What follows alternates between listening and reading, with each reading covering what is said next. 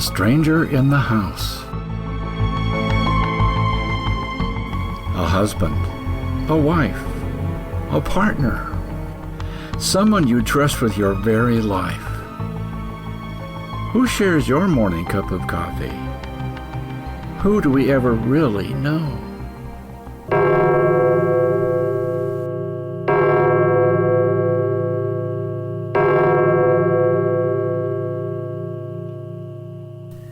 I hadn't heard him arrive. I had no idea he was coming up from Fort Lauderdale.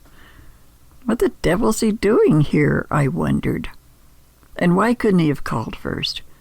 For all he knew, I had a hot date for the weekend. Oh, sure, a date. And the Tooth Fairy would leave me a bundle of sparkling coins if I put my partial under my pillow tonight, I'll just bet.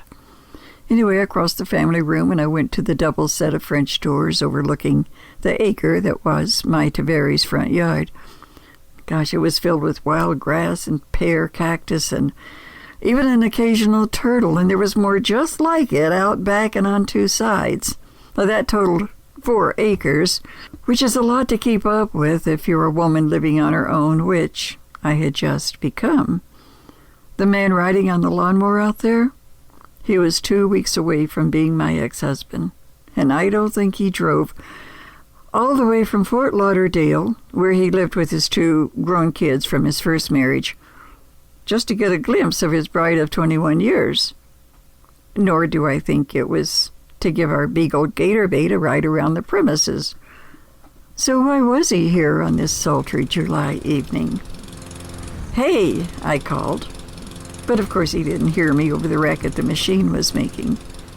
So I stepped out onto the screened-in porch, and I watched him with what I suppose could be described as a curious expression, if anybody had been observing and wanted to remark on what they saw. Chrissy completed the row he was working on. I was out at the fence separating our property from a country road. Then he executed a tight U-turn and headed back the way he'd come. And that left a nice little neat row of green. This smells so good. You know how freshly cut grass smells? Sort of like tilled earth. It smells so good. His 6'3" frame was hunched forward, his chin nearly resting on gator bait saddled back. The lawnmower roared beneath them, chewing grass as it went. I opened the screen door and I took a step outside. I guess he saw me. Probably saw me in his peripheral vision because he glanced up then and he waved. I put both hands in the air. I probably looked like a football referee calling a halt to a play, but he frowned and he cut the motor and he watched me cross the grounds. "Well, hey," I said conversationally. I mean, there's no need to cop an attitude. A little divorce shouldn't get in the way of good manners. "Did you drive all the way from Fort Lauderdale just to cut the grass for me?" He shrugged, raised one arm, wiped sweat from his brow by swiping his forehead against a blue plaid cotton sleeve. "Yep," he said, surveying his handiwork, "and I'll try to get back every couple of weeks or for as long as you're still living here." Gee, if he'd been that thoughtful the last 6 years of our marriage, we wouldn't be getting a divorce.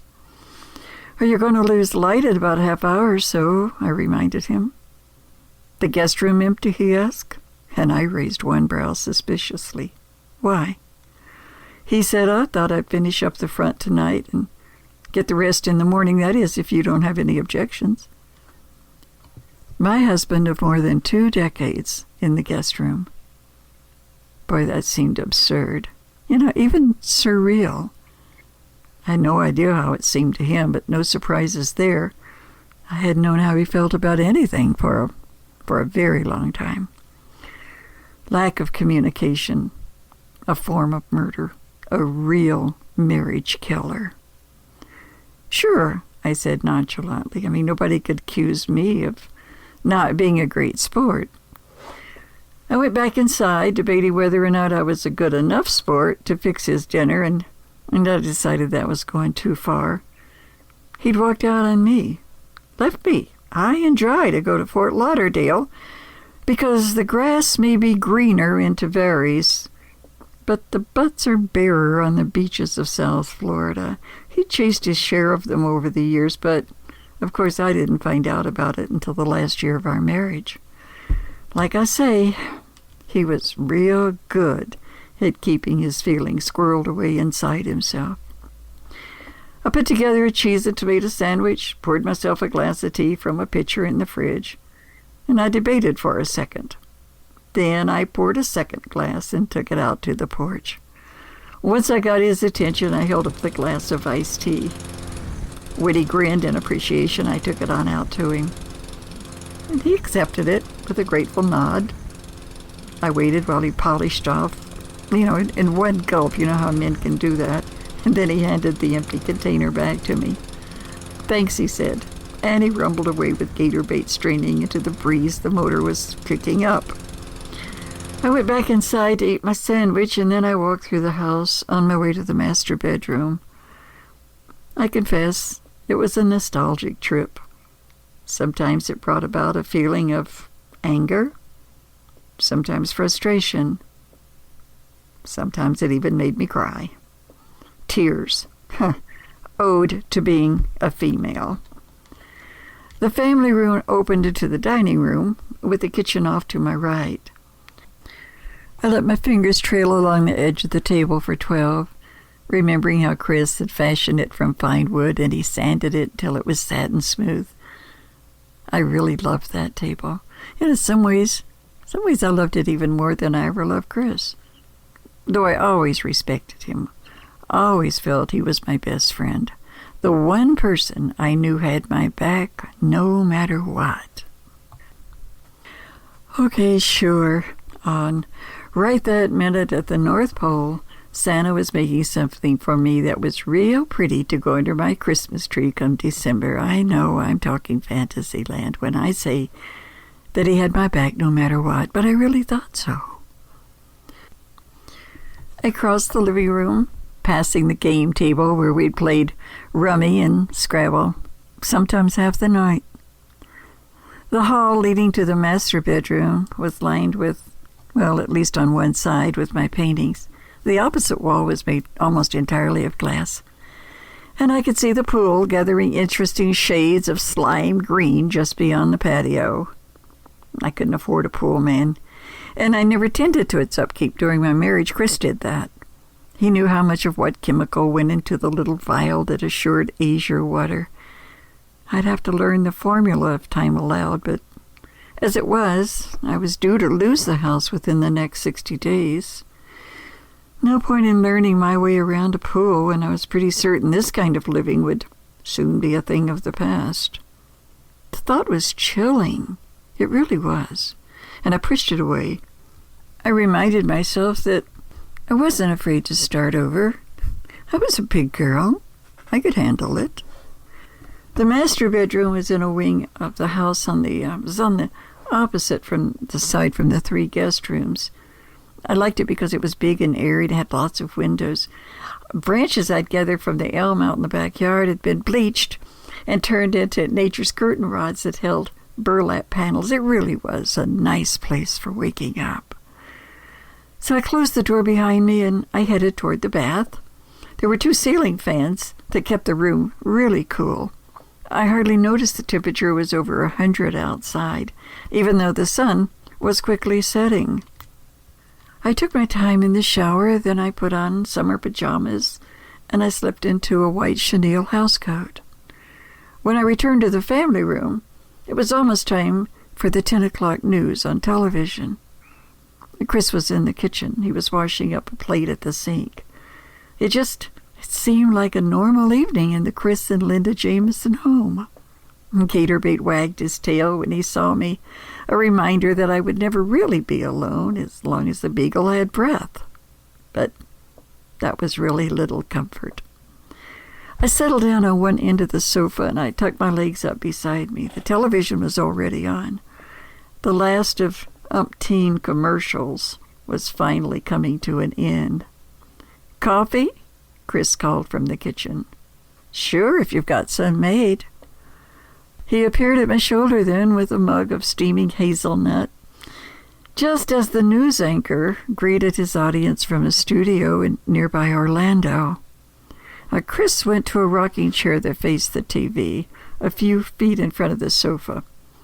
He put his mug of brew on a side table, and he stretched out his long legs, and he was giving the program his full attention. And I took one sip of coffee, and that's all I remember.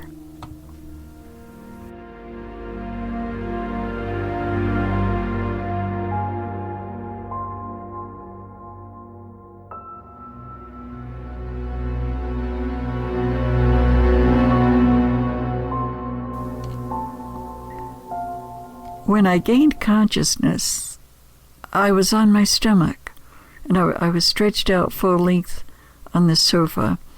I remember my right arm dangled down, and my knuckles were resting against the hardwood floor. And opening my eyes was one of the most difficult things I'd ever done. It was like my lids weighed a ton each, and I struggled to focus. That's when I realized I was face down staring at the floor. I wasn't even afraid, though, or even concerned. I was puzzled. I lay motionless in that position. I was hardly breathing. I was trying to understand what was happening.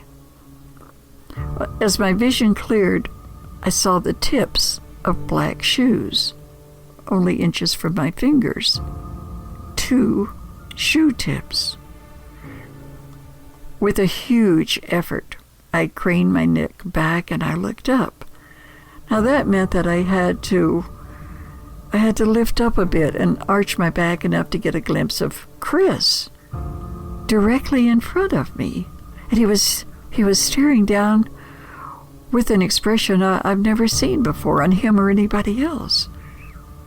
His arms, I remember, were folded across his chest. And his jaw, it was set in a hard line. This was no Chris I knew anything about. But still, I wasn't afraid. I had no sense of alarm. I was just baffled. Well, I struggled to push myself into a sitting position. And Chris, he just remained motionless, with his arms folded across his midsection, and his cold, dark eyes just watched me without any expression. I remember my chin sort of fell to my chest because my head was swimming, and I staggered to get to my feet, and I don't know how, but somehow I managed to squeeze between him and the sofa, and I was holding onto the back of the couch, and I lurched unsteadily toward the dining room table. That's when I noticed the wall clock. It was 1:50. The glass inset in the back door under the clock was filled with foggy darkness. My knees buckled. I grabbed hold of one of the chairs at the table, and I waited for the room to stop spinning before continuing. Then I really wobbled into the living room. I had to cross 8 feet of open space before I rested against the game table, really in an effort to gather strength and to sort of get my bearings. I made it all the way back to the bedroom, though I still had no sense of danger. I wasn't panicked. I closed the door behind me. I took a couple of unsteady steps, and then I turned back and I clicked the lock in place. Funny I would do that. Then, lurching like a drunk on the deck of a rolling yacht, I made it to the bed, where I threw myself down, and I was trying to catch my breath. Thoughts and images were swirling in my mind, but I couldn't erase that picture of Chris watching me so strangely. What just happened? It made no sense. And then I lost consciousness again. I awoke with sunlight streaming through the windows, and I just lay there. I was still in my house coat, and I was just frowning. Had I imagined the episode that took place in those pre-dawn hours? Well, I knew I had not. Without bothering to dress or even comb my hair, I hurried out of the bedroom and I ran to the kitchen. And of course, Chris wasn't there, so I raced to the porch. The lawnmower was nowhere to be seen. I walked quickly to the guest room and I checked each room carefully, and there was no sign that Chris had been at the house only hours before. Back in the kitchen, the coffee mugs had been washed and put away, and I sat down at the dining room table. I was staring into space. I was attempting to sort through things. My first thought was that Chris had laced my coffee with a date rape drug. Maybe he had his way as an act of revenge.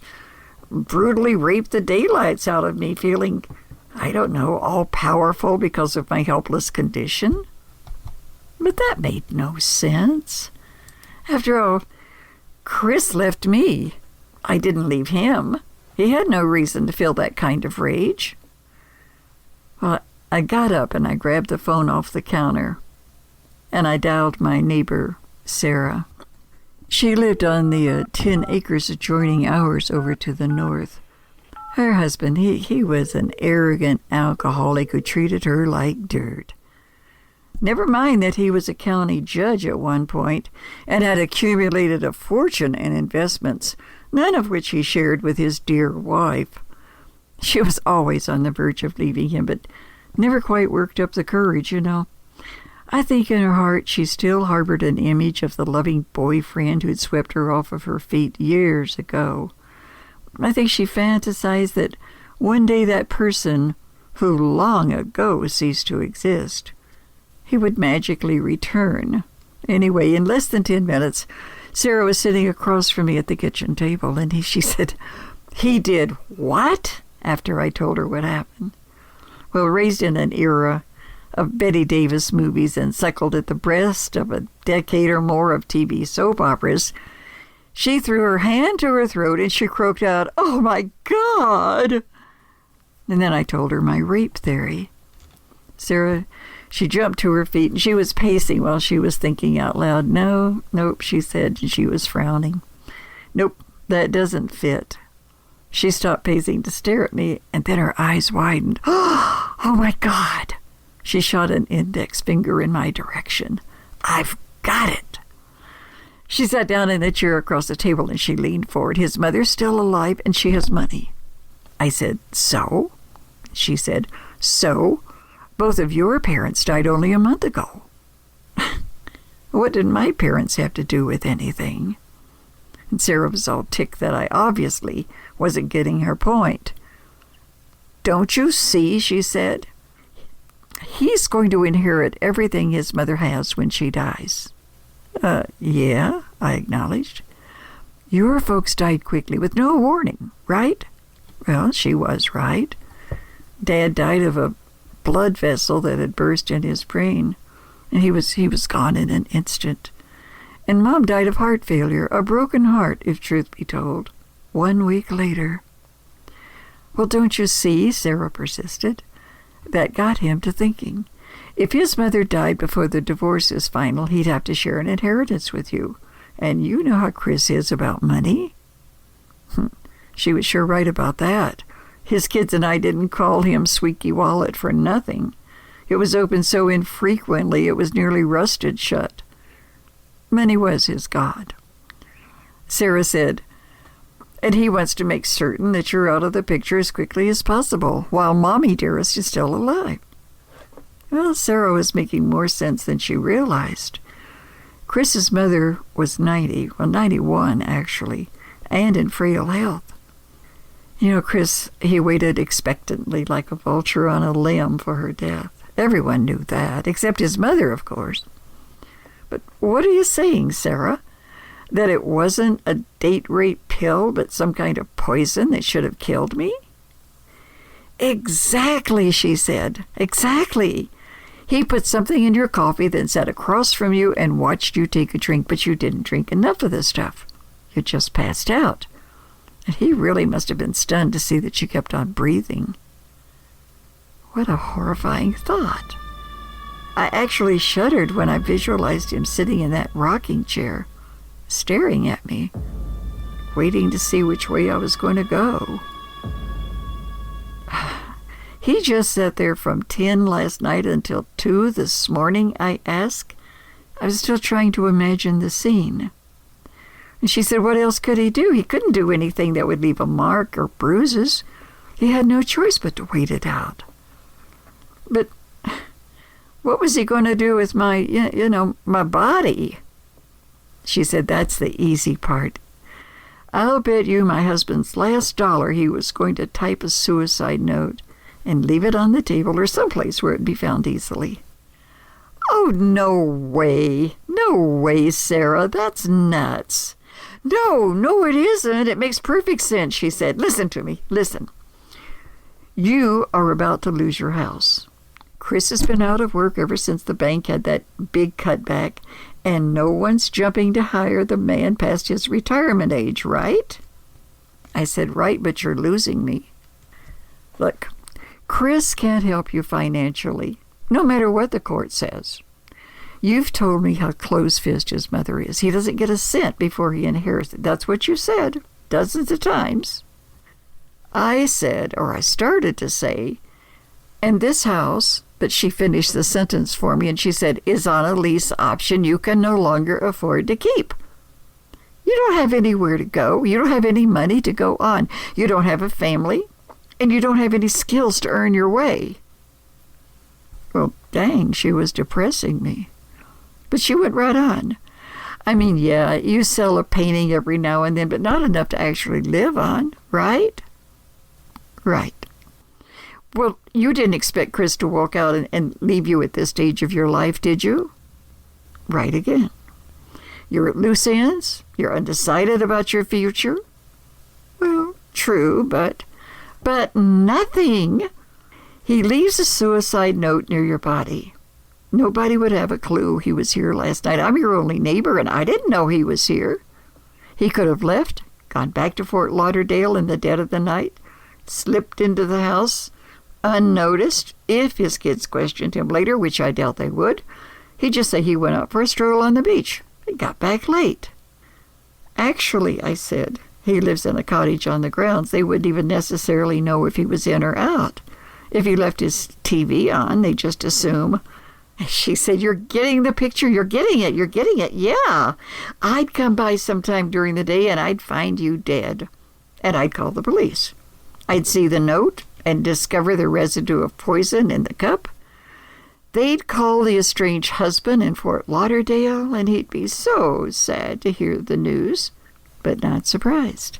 After all, he knew you were despondent. You told him so. I did not. I never. But you wouldn't be around to dispute his word. Case closed. I pondered her hypothesis. She was making chillingly good sense. Would you have believed I killed myself, Sarah? She thought for just a split second. Yes, I would. You were married for how long? How many years? You had no place to go.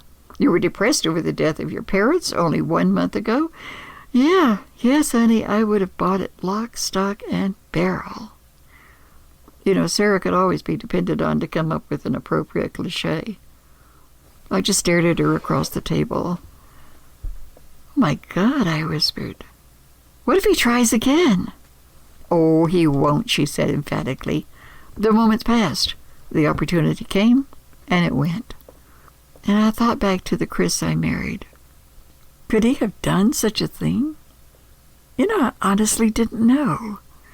But then if anybody had suggested my husband was having multiple affairs during the course of our marriage, I wouldn't have believed that either.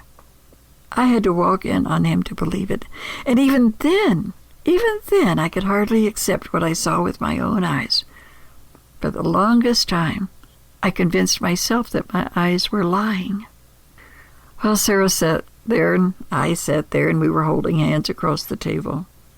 And then all of a sudden, the phone rang. And I untangled my fingers from hers, and I reached for the receiver, and I said, "Hello." "Hi." It was him. the wannabe killer, the soon-to-be ex-husband. "Good morning, honey," he said. "I was just checking to make sure you're okay." I couldn't believe my lying ears. He sounded so normal. Was there an unnatural pause, or was it just my imagination? Because he was saying, "Well, I finished up the front and side yards just after the sun came up. I needed to get on back early. Mom wants me to run a few errands for today. I'd like to beat the heat, I just thought I'd let you know that I'll try to make it back before our court hearing. I'll try to get around to cleaning the pool. No, I have to go, hon. You take care of yourself." I hung up and I sat there, numb. Who was this person I lived with for over 20 years? Who was the man who made me laugh and made me furious? Who shared my every waking thought for most of my adult life? Who was the man who waited patiently through the night for me to die? Well, Sarah was watching me and frowning. "Linda, what's wrong? Who was that?" I shook my head, trying to clear confusing images.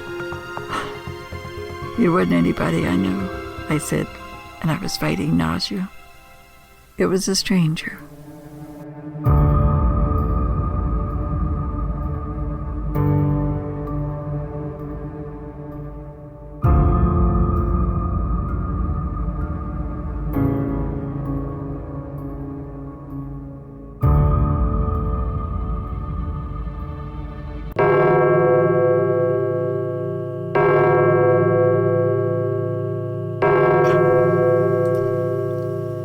You've been listening to A Stranger in the House.